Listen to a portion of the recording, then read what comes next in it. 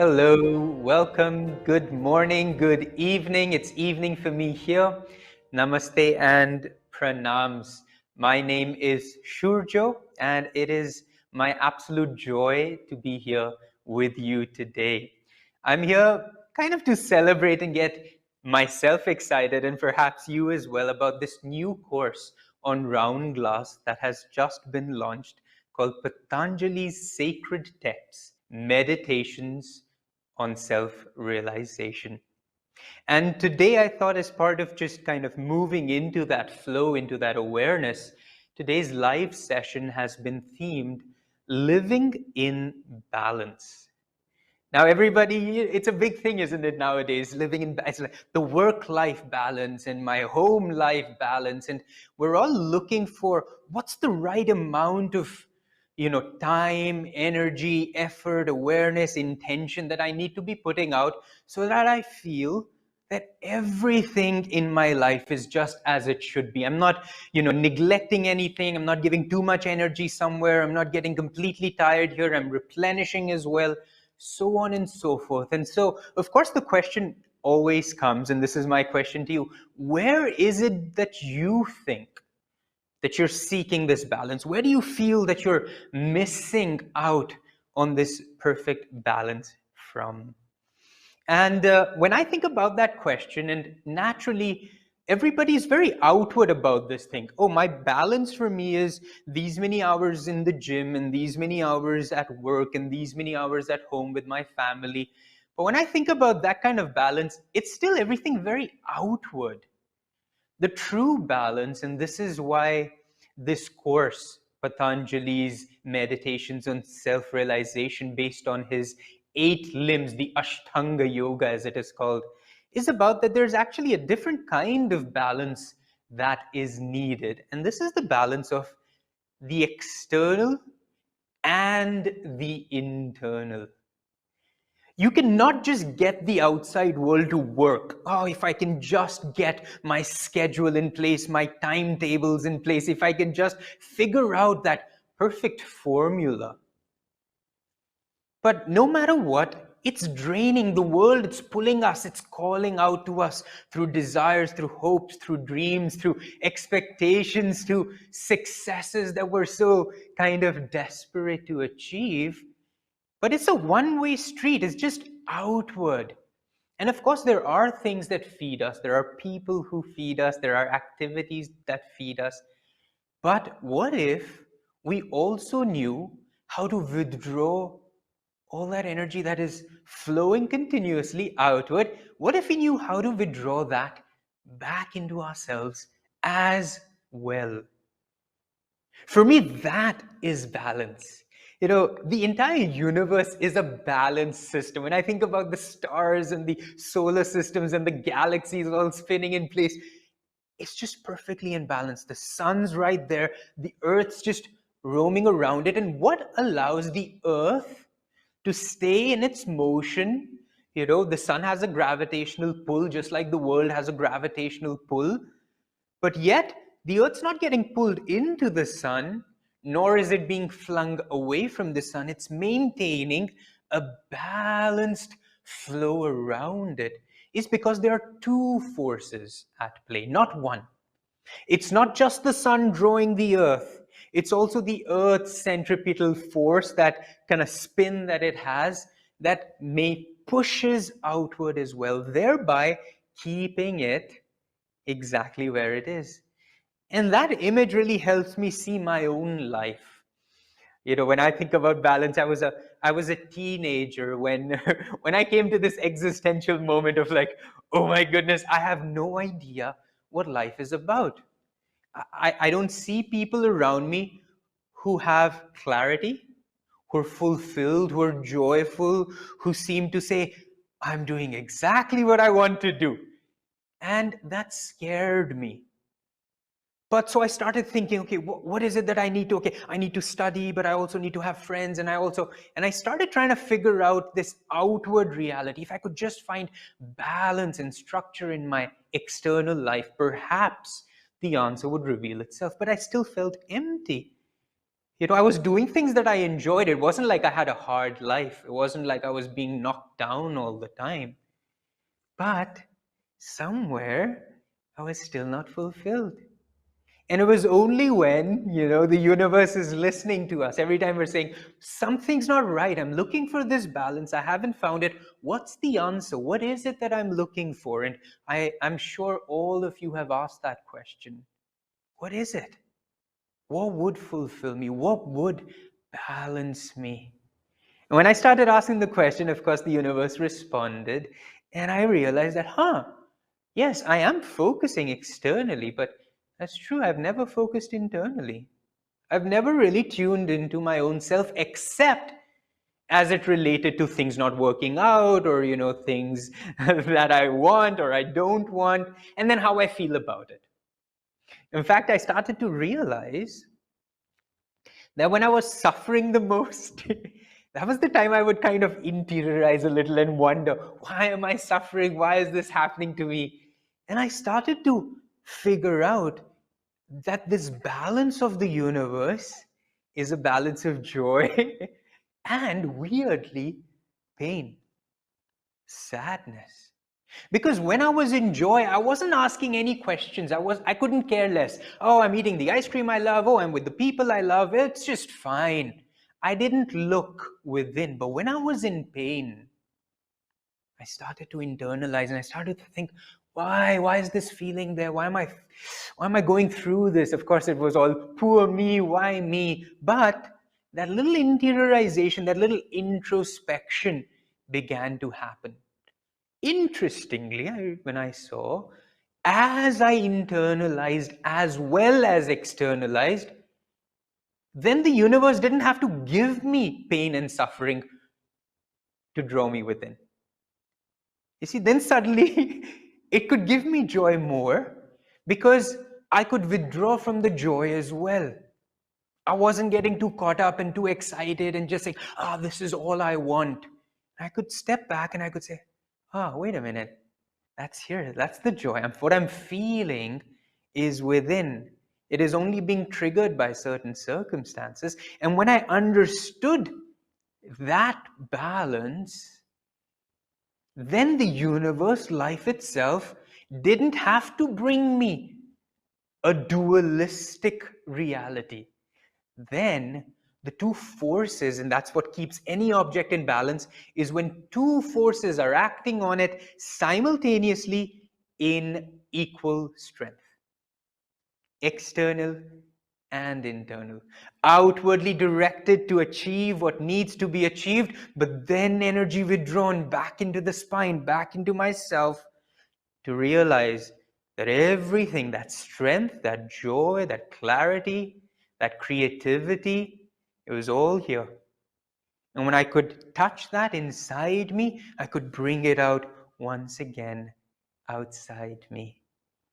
And that is the balance I would very much like for us to kind of explore more. Because it is very helpful to have certain external aspects in check. There's so much to do, so little time. And we don't want to waste our lives just in those, really hard, grumpy, kind of energy pulling downward flows of energy. We want to have joy in our lives. We want to have creativity. We want to have relaxation. But when we seek it solely out there, then both forces have to come at play. You see, if you seek it in the world, then the world has to create both forces for you to create balance. Therefore, it will give you joy, but it will also give you pain. But when you're able to withdraw into the self, when you say, all right, I've had that, now let me see what's here as well, then it says, I don't need to give you both sides because you are creating both sides for you already. Now I see there are some responses on the screen that says, I need to find balance for time for self-care and simple fun. I need more yoga and less work emails. Yes, of course. I would like to sleep more. I would like to sleep more as well. And of course, I would like to exercise. There's so many things in our lives that we would like to do, isn't it? I mean, what part of it is it, I'm just only going to work. I just only want to do this. I only want to be with my children all the time. Even the things that we love, we can't do that all the time. We need balance. We need to withdraw even from that. Isn't that amazing? Because we think if I just indulge, that's what will make me happy. But no, interiorize. And for anything that you're saying, I need balance here and I need balance there. You see, what we really need is, I need willpower and therefore I have to work. I need focus, I need concentration, I need discipline. So that's what my work provides me.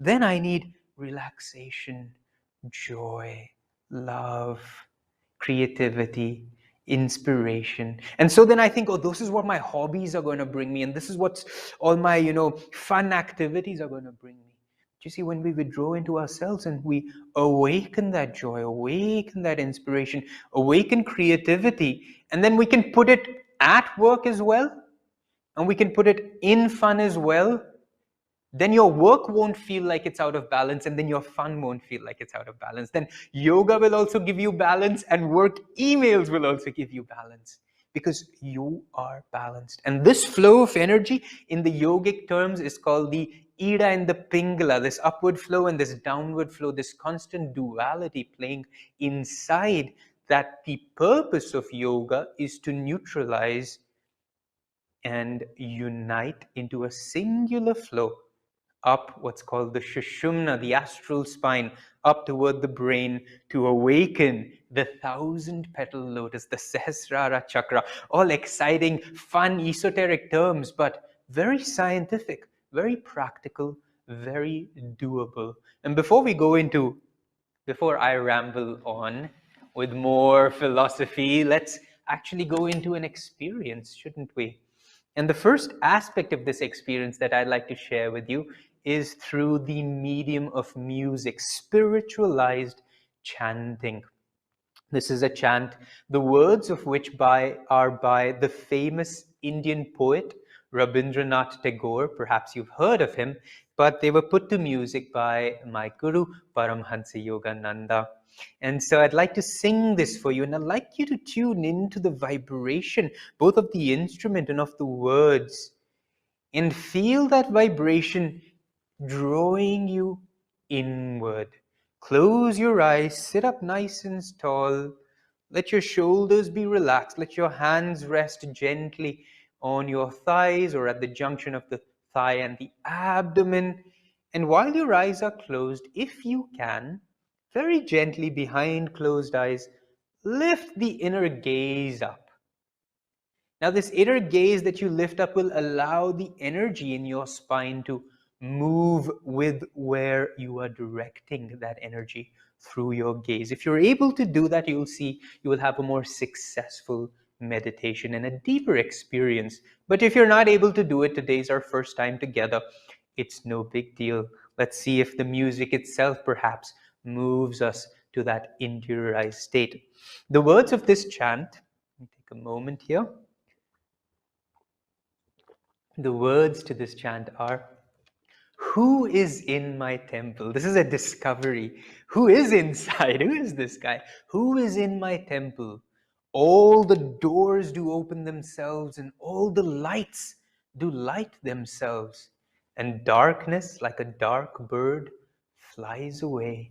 Oh, flies away. And the darkness here is this confusion of, where's this balance going to come from in my life? Well, once we internalize that darkness, it disappears. Sing with me if you get a hang of the words. Who is in my temple?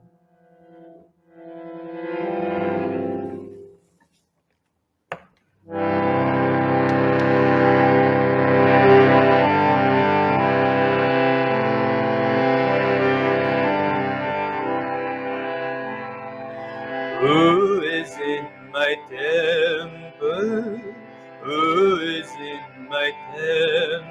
All the doors do open themselves, all the lights do light themselves, all the doors do open themselves, all the lights do light themselves.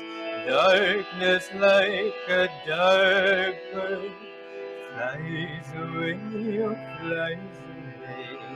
Darkness like a dark bird flies away, oh flies away.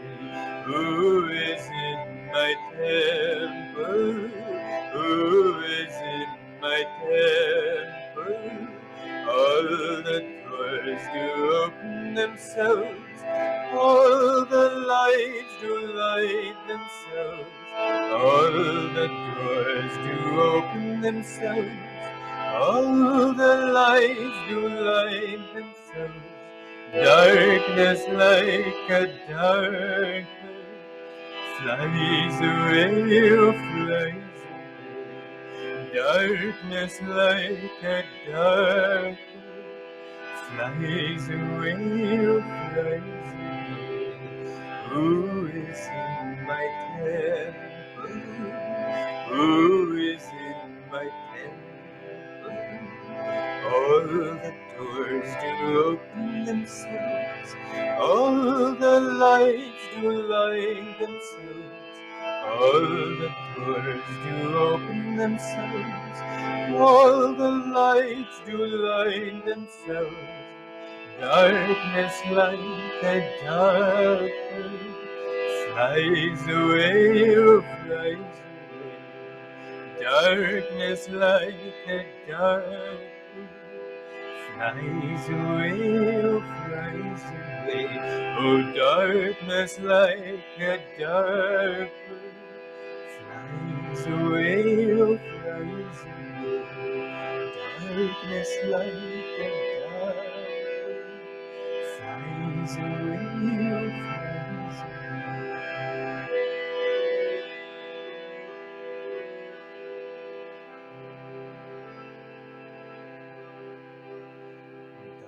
Darkness like a dark bird flies away, oh flies away.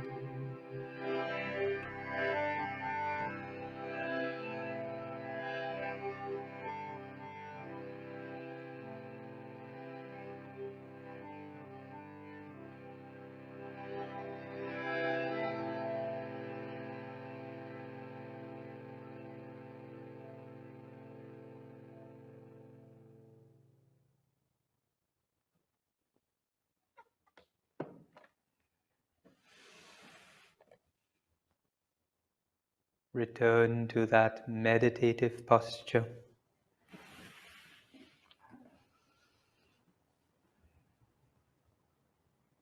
That straight spine, it's so important. It's important that the pathway for our life force and energy to be able to rise unimpeded up toward the brain. It is our brain that is the filter of consciousness. And the brain requires us to be constantly feeding it with energy, with prana, with strength.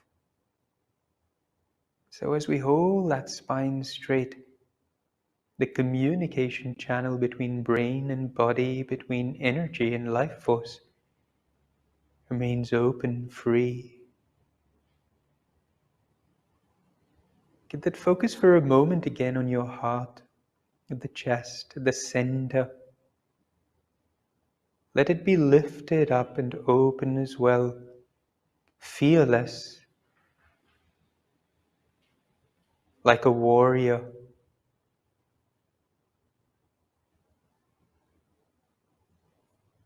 And then your neck and chin just relaxed, held parallel to the floor. Your gaze gently uplifted, as if you are gazing inwardly at a distant mountain peak.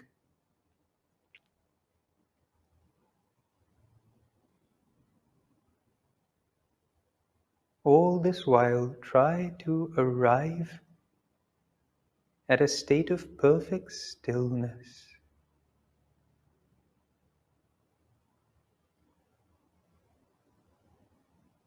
See how just a little stillness profoundly changes your thoughts, your awareness. Stillness itself begins to allow that interiorization, the life force moving away from your extremities, gently being magnetized to the center of your being.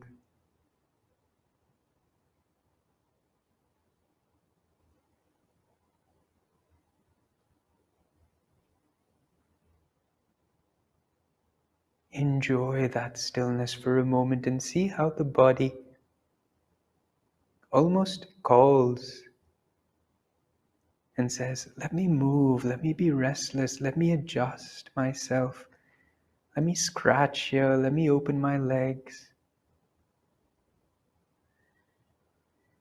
The habit of restlessness is so ingrained in the memory of every cell that as we sit to meditate, that memory awakens and doesn't allow us to experience the depth. So find stillness now. Let stillness be your strength. Let it be step one in your quest for balance. My body is in perfect harmony, perfect balance, inwardly and externally.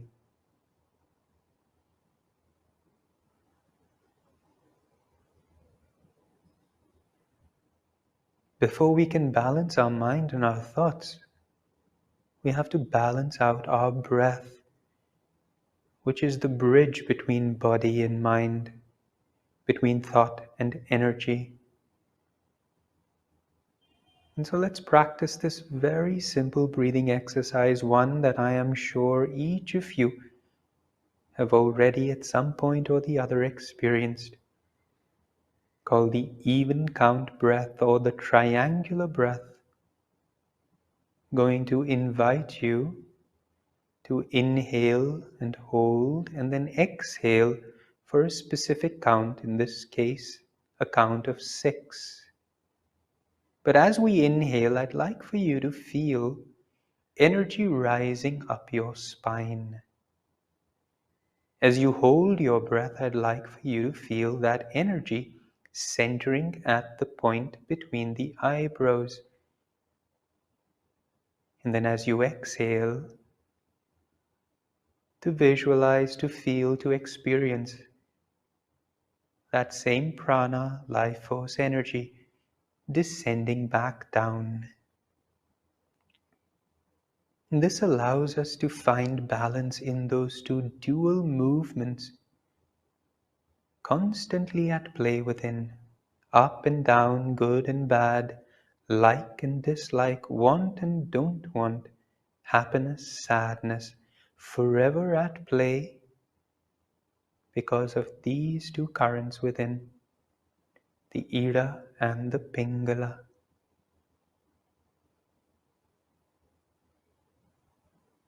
So together now, if you are ready, let us inhale.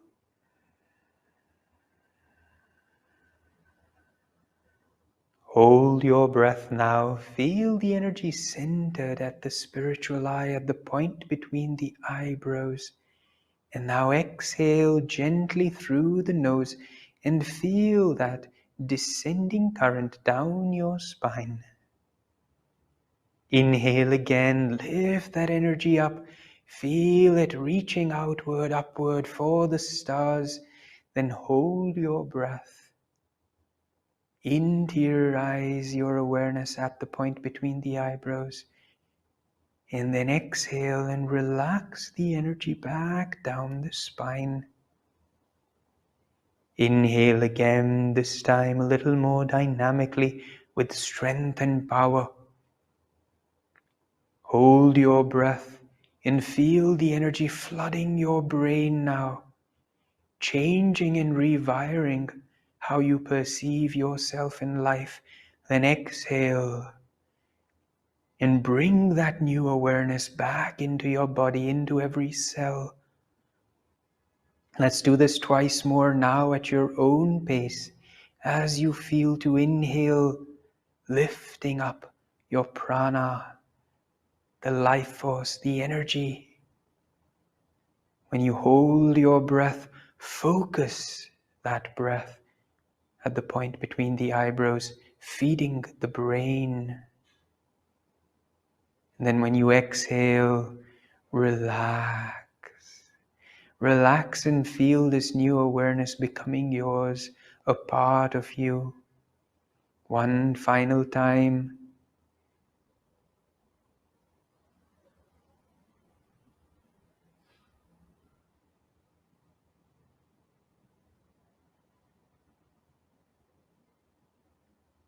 And with that final exhalation, let the breath go now.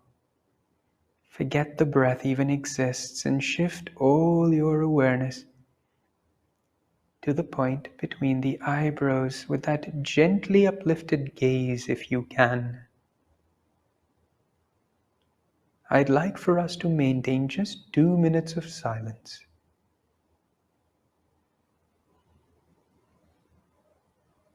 Feel the strength of this silence. This silence is not empty, it is not a void. It is filled with potential, filled with an expression yet to manifest through you, filled with the inner voice of your own intuition, ever ready to guide you.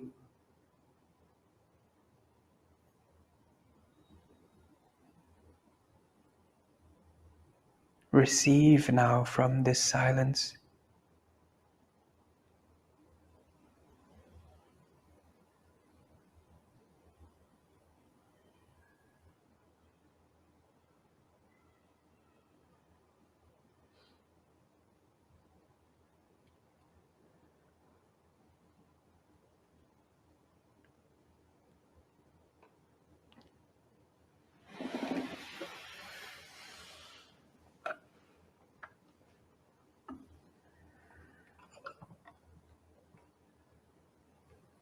As we transform this silence now into the vibration of Om, I want you to feel now this silence that was within you growing, expanding, and just filling the room that you are in, just all around you, everybody, all the things that you own and possess.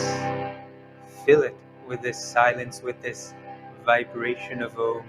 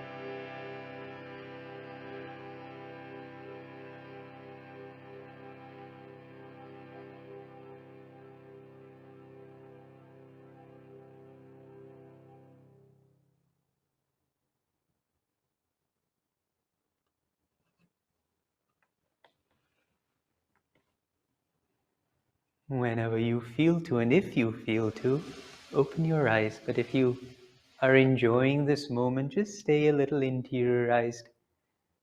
Extend the joy of this period a little longer. What was it that you felt? What did this moment mean for you? What did you realize just in these 7 odd minutes?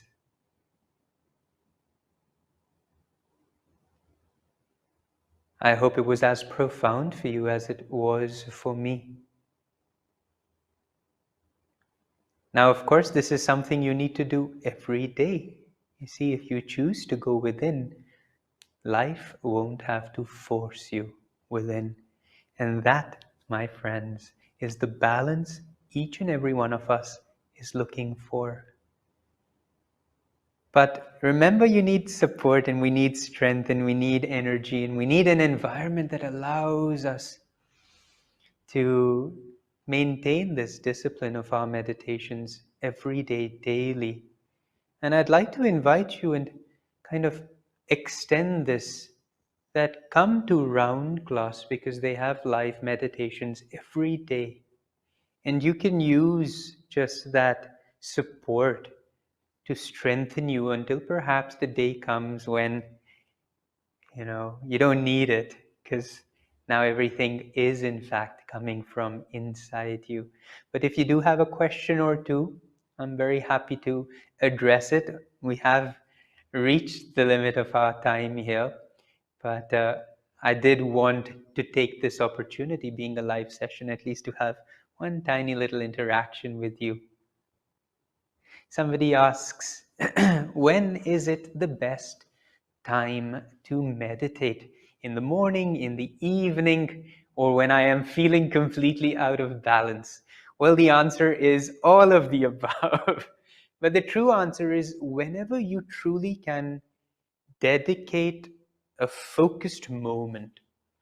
There is an ideal energy in the morning and in the evening. You see, when we're waking up, especially in the morning, we're transitioning from a subconscious state into a conscious state. And when we're transitioning, that's a wonderful time to enter deeper into yourself. Similarly, when you're going to bed, you're transitioning back from this active, energetic, conscious energy into a subconscious, more interiorized awareness. And that's another beautiful time to do it. And you're absolutely right. The moment you're feeling a little anxious, a little out of, oh my goodness, a little out of balance, sit then and there if you can. Find the breath, place your attention here, and send your energy, feed it to the brain until the brain is vibrating with so much strength and power that it'll give you solutions to whatever it is that you're looking for. That is intuition, that is inspiration, not some, oh, when will it come? We create it, we magnetize it by the strength of our own focused awareness. And it doesn't matter how long you do it for. Start with 5 minutes, start with 2 minutes. But whatever you start with, say, I'm going to do this every day. I'm going to maintain this every day. And then I'm going to increase it little by little by little. So if you have just a minute or two, just do the breathing, the triangular breath. That's, and then you will see when you think I don't have time and you just start just a little bit, you'll see just that little feeling naturally wants to extend itself a little more, a little more. And meditation will no longer be a chore, not be something you're imposing, not, oh, somebody told me it's good for me, therefore. No, it'll just become a natural state of your own soul will say, come on, buddy, time to meditate. So yeah, find that time. That's key. And as I said, remember that you can meditate with Round Glass live every single day. And starting today, I'm very, very pleased, and I'm so grateful that those of you are here with me. I get to share this with you. Starting today, my course on Round Glass has begun. This is the course on Patanjali's sacred texts, meditation for self-realization, for that highest state of awareness. And in this, we're going to be exploring the Eightfold Path, a step-by-step roadmap that Patanjali has laid for us. There's never been something like this. Clarity every moment. This is how I am going to achieve success and actualization of all aspects of my life, outer and inner. So if that's something that interests you, as it very much does me, please check it out on Round Glass, online, on your app, wherever you can. I am very, very grateful that you shared this little moment with me, and I hope perhaps in the future we get to do this more often. In the meantime, if you're open to it, I invite you to just stay for a moment longer while I share with you a little preview of my course. How do I achieve every goal I have set for myself? What does it take for us to find that which will fulfill us? I've dedicated my life to the perfection of human consciousness with the goal, hopefully, of self-realization. The goal for me has been bliss, has been freedom, has been joy, has been living to my absolute highest potential. Don't you wish that life came with some sort of directions, like a manual or a road map? In fact, there is a manual, there is a road map, but none of us are fully aware of it. And that is what we will learn about in this 20-session course on the step-by-step process that will lead to the final goal of self-realization.